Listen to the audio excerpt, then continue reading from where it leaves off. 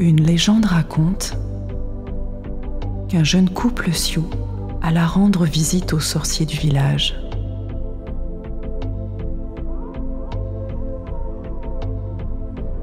Ils vivaient près de Parasapa, les actuelles collines noires, considérées comme sacrées pour ce peuple. Le jeune homme était un guerrier courageux et dans son cœur habitait aussi bien l'honorabilité que la noblesse.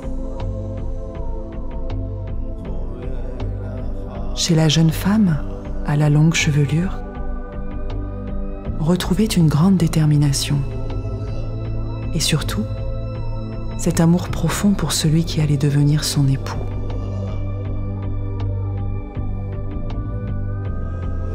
La peur était la raison pour laquelle ils se rendaient chez le sorcier du village. Ils avaient peur que leur engagement se rompe un jour. Ils avaient également peur de mourir et de ne pas se retrouver dans l'au-delà. Ils souhaitaient que le vieil homme leur donne un remède, un sortilège ou un talisman pour que leur amour soit éternel. Ils étaient prêts à tout pour conserver leur amour.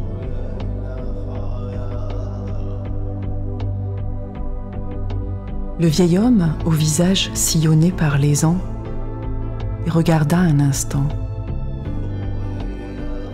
Il prit une longue pause, fuma quelques pipes, fronça les sourcils, s'éclaircit la voix et enfin prononça ces paroles.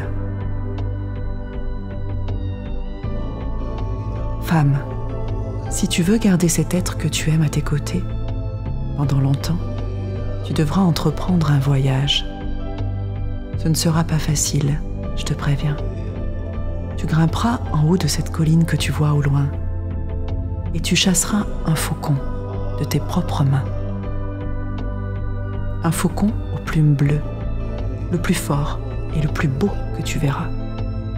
Tu devras ensuite le ramener vivant, ici même, le 3e jour, après la pleine lune. Ensuite, le vieux sage se tourna vers le jeune guerrier et déposa ces paroles.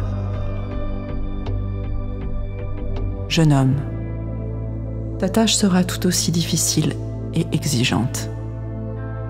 Tu devras monter au sommet de la montagne, au nord du village, et chasser le plus robuste, le plus vigoureux et le plus beau des aigles.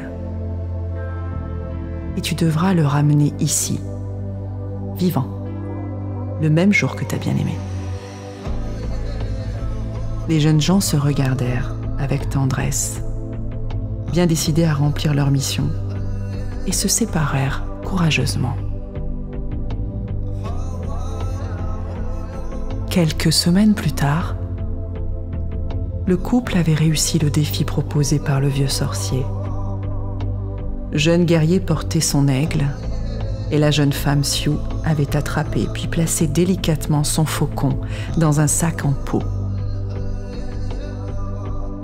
Lorsqu'ils arrivèrent devant le sorcier, ils le questionnèrent au sujet de la prochaine étape de leur mission.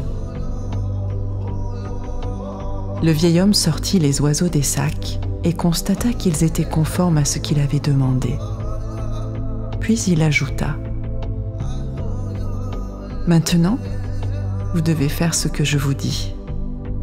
Prenez les oiseaux et attachez-les par les pattes avec un lien en cuir. Ainsi, l'un sera attaché à l'autre et vice-versa. Ensuite, vous devrez les relâcher pour qu'ils volent en toute liberté. »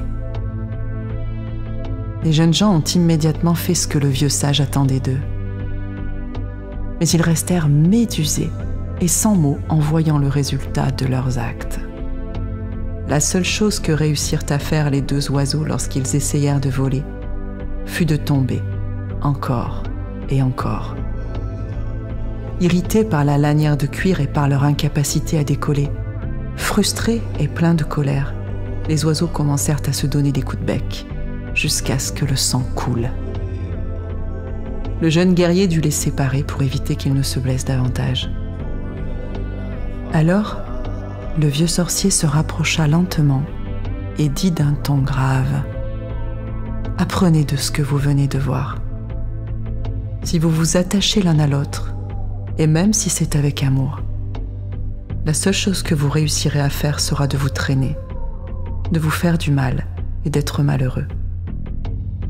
Si vous souhaitez que votre amour perdure, volez ensemble, très haut dans le ciel, mais ne vous attachez jamais l'un à l'autre, car le véritable amour unit, mais n'emprisonne pas. »